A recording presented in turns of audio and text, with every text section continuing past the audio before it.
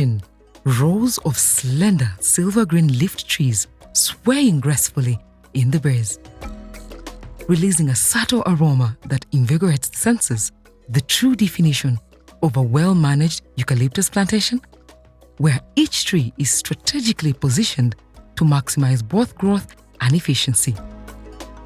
Well, that is what you will experience when you visit the Farm Holdings Limited Eucalyptus Plantation. Last week, we saw the nothing short of quality seedlings and nurseries.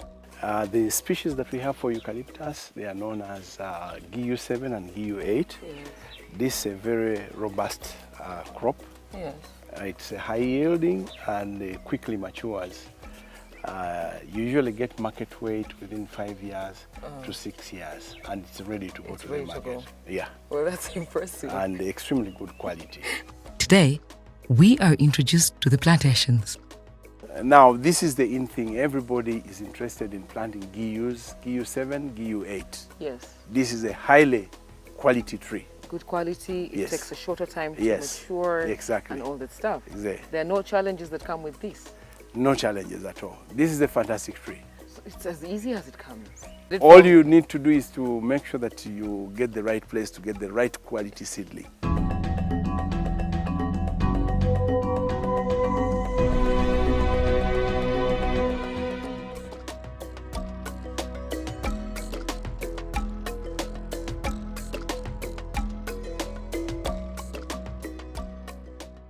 With a commitment to delivering nothing but the best for his clients, our farmer Mr. Birungi decided to cultivate a eucalyptus plantation.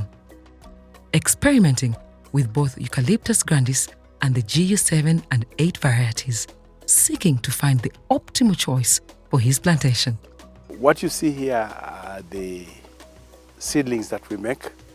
You can see a good quality tree.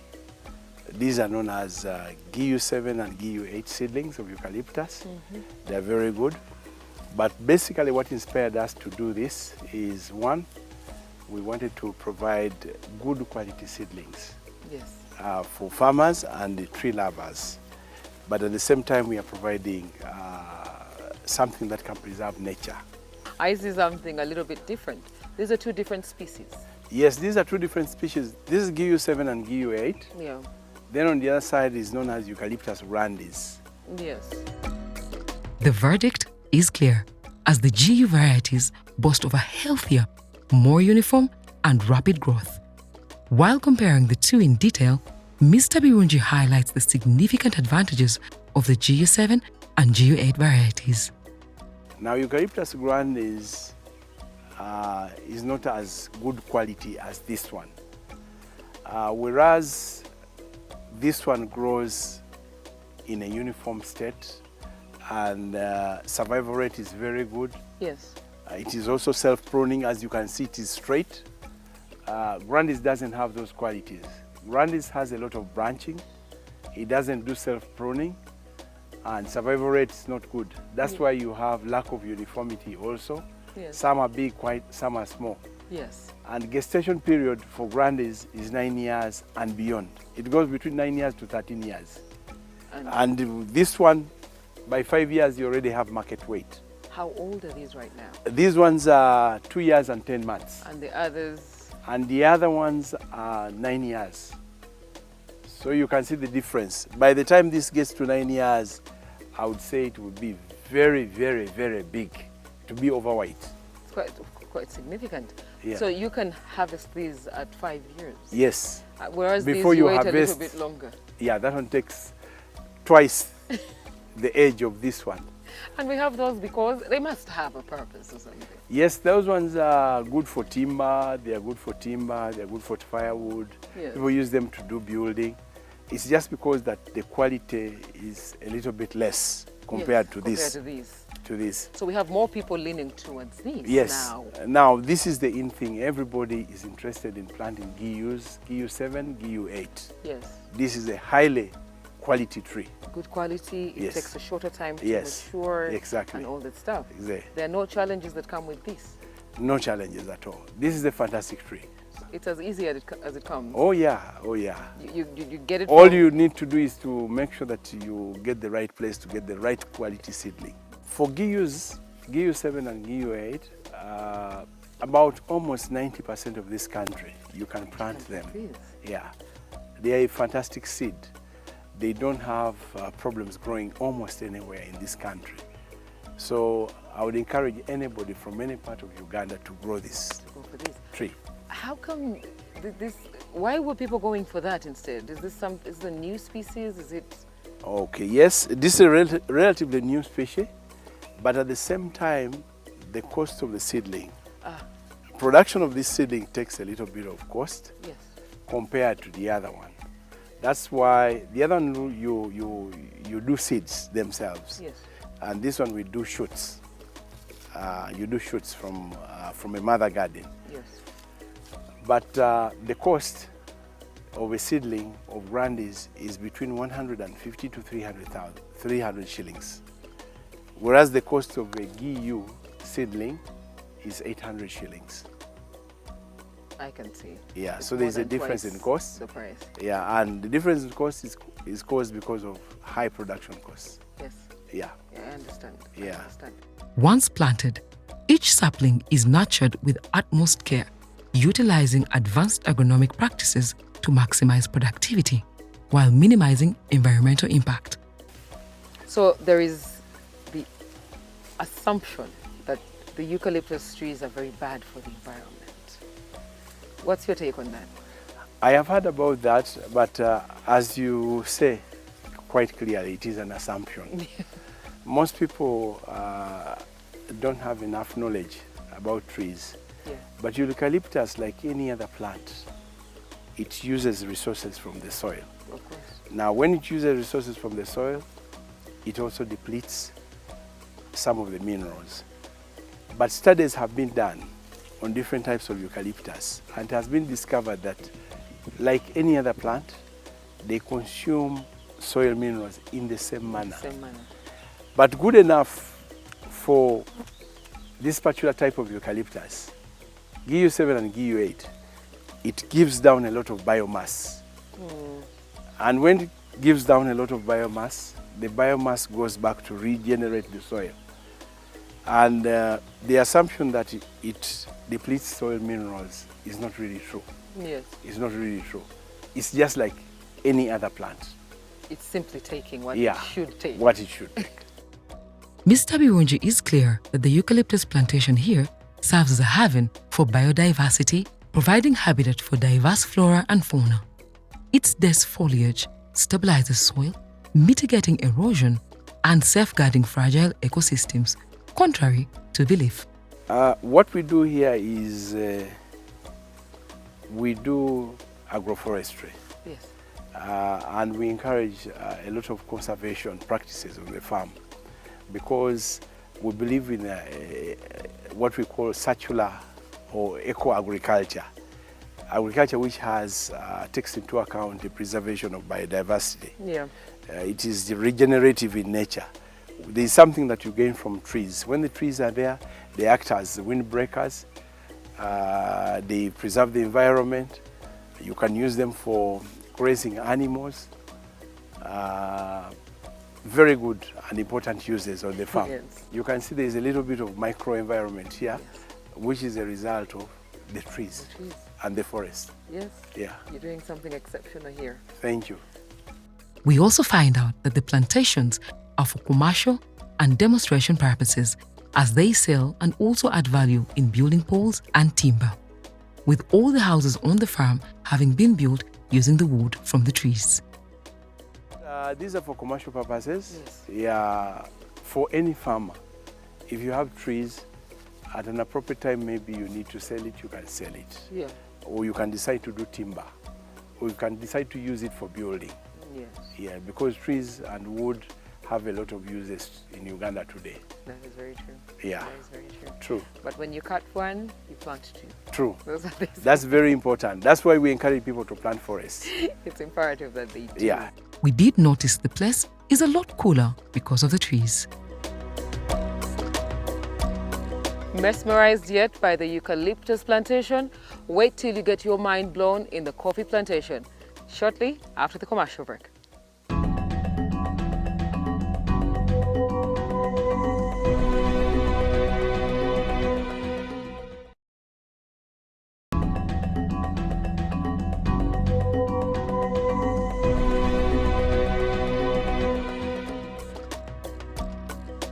Welcome back from the break, and as I promised, it's the coffee plantation. So we're going to take a walk around and have our minds blown, yeah?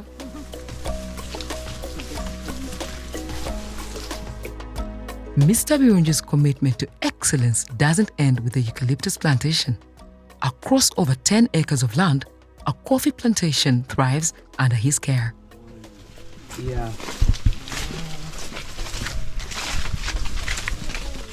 Yeah, this is our Robusta crop. I can see we are not in season yet. Yeah, It's we are not green, in season. but we can still appreciate. Yeah. It is still green. Yes. Yeah, Yes. but about to ripen. Within the next 2-3 months, this will ripen. I can see. Yeah. How long does it take before, once you planted it, before you can harvest? Planting time to harvest, approximately a period of almost 2 years. Almost 2 years. Yeah, we should say from 1.5 to 2 years you should expect to begin harvesting. Yes. The crop that you have planted. I see. Yeah. These plants, Yeah. they do have a lifespan. For how long? What's their survival rate? Well, if we're looked after coffee, it takes so many years. It can go almost to over 20 years, 25. Yeah, there are plantations that have grown that have gone up to almost 40 years for coffee. Oh, that's impressive. Yeah. Employing organic manure and a minimal amount of pesticides, Mr. Birungi understands the importance of nurturing the soil that nurtures his beans. It all depends on the way you look after your coffee. So what are some of the things that you have to do to make sure you hit the 40-year mark? Well, at some point, we do what they call stamping. Yes. You stamp, you cut the old branches off, and then it can regenerate and grow again. And another thing that you can do also are field operations. Make sure that much as you are harvesting from the crop, but you replenish the soil by adding to fertility. Here we use something local, we use organic manure. You can see some of these pits are manure pits. Yes. And for application of fertilizers, we use both organic and inorganic fertilizers in this farm. Of course. Yes. And I see, I see bananas in the plantation. Is True. that something that's deliberate? Yes, it is deliberate in the sense that the bananas help us to provide shade. Yes. This kind of coffee loves shade. Yes. It loves to be pampered. When you pamper this coffee, it grows very well. It grows very well. Yeah, so we use the bananas as shade trees to provide shade.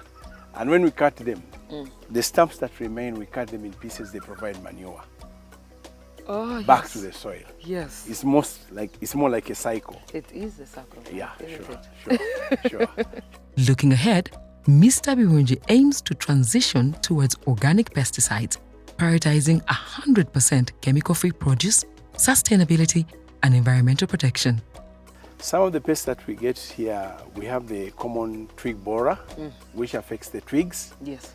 It dries the twigs, and we use an integrated approach to handling the twig. We cut the ones which are badly affected, we cut them off. But also on the other hand, we also do some limited bit of spraying. Yes. We don't encourage too much pesticides, but at times they're inevitable. You have to spray. But right now we are beginning to have organic pesticides. Those ones are being encouraged to be used in a coffee garden. Another type of pest is the berry borer. We have the berry borer, which affects the berries, and they turn black, or they get black before they are mature enough. We also have the red blister. We also have what we call leaf rust. We also have at times root rot. Those are some of the pests that you would find in coffee. And these are prevalent anywhere because of the nature of the environment where we live. The environment where we live is encouraging to pests because it's humid. Very. And that alone is a good environment for the growth of pests. But you have to find a way as a farmer on how you can control the pests. Yeah. So when you have an incident like this, do you cut this off? Do you... Yes, if it becomes so chronic, you may have to remove it. Yes. Because this could be a sign of berry borer. Yeah, berry borer. Yeah, it's not really so much, but you have to take remedial measures to prevent high incidences of diseases. Post-harvest handling is a crucial step in ensuring the quality of the final product. From bean harvest selection to pristine drying and storage facilities, every aspect of the process is methodically managed.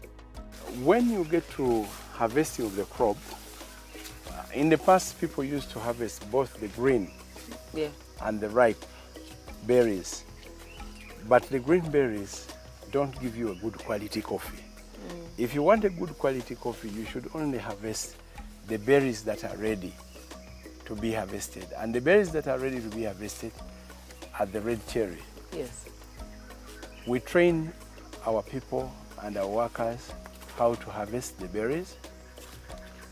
And when you harvest only the red berry. Yeah. It is the red berry after harvesting that you will dry. And once you dry the red berry, you are sure you will get a good quality coffee. So a farmer should not harvest the green berries. You need to harvest only the red berries. They will give you a good quality coffee. Yeah. So this is the red cherry. This is what we call the red cherry. When we are picking there in the garden, we don't mix with green.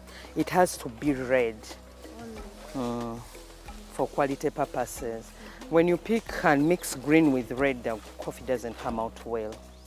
So we put them on these beds, yeah, to make them clean. They be clean, no soil, no dust, because they're on the beds. And we cover them when it is raining.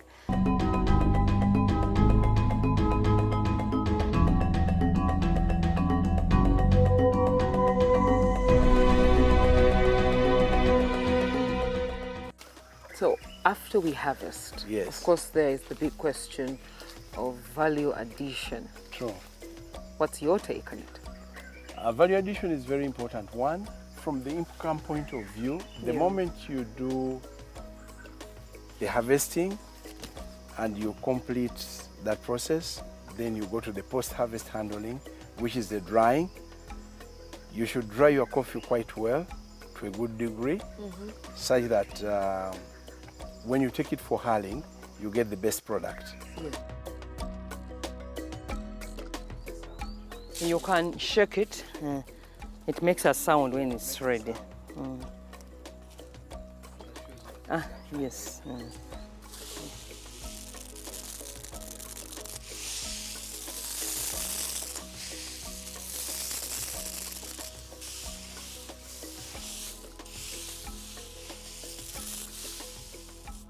Now, after hulling, you get the parchment, or you get cassé. Now, the moment you get cassé, it is the cassé that you can process to do coffee. And with a dedication to value addition, Mr. Birungi adds an extra layer of quality to his produce. From seed to cup, Mr. Birungi's farm embodies a commitment to excellence and sustainability, offering not just products, but a promise of quality and a great deal of integrity in terms of traceability and credibility. Because when it comes to farming, it's not just about what you grow, it's about how you grow it. Here in our place, we try to do some little bit of value addition. We process some of our coffee into a product ready for use. We do some bit of roasting of coffee, and we also do some bit of grinding of coffee, which we take out to the market. You package it? Yeah, such that people can be able to taste the coffee. And the advantage would be if you do your own coffee for grinding and also for the roasting, you would have what we call a single source coffee. People will know that this coffee is coming from Sheila, Yes. not from anybody else. Of course. It's from your own garden. And they know that there's nothing that has messed with it in between. Exactly. Somebody can trace. There's a very important element of tracing where the product is coming Yes. from. That could even add and contribute to the market of your product. Because it's a lot Because more it's credible. traceable. Yeah, You're a lot more credible Yeah. when people can trace where it's True. exactly from. true. Okay. Exactly.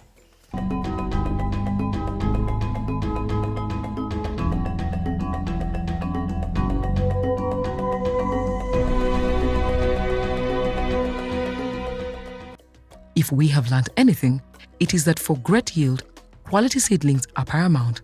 That's why the farm ensures that it produces and sells only the best. Well, I hope you learned just as much as I did. That's all I had for you today. See you again next week, still on Farm Holdings Limited, where we go into the medicinal, because nothing is more golden than your health. See you next week. Keep those comments coming in. #NTV Seeds of Gold.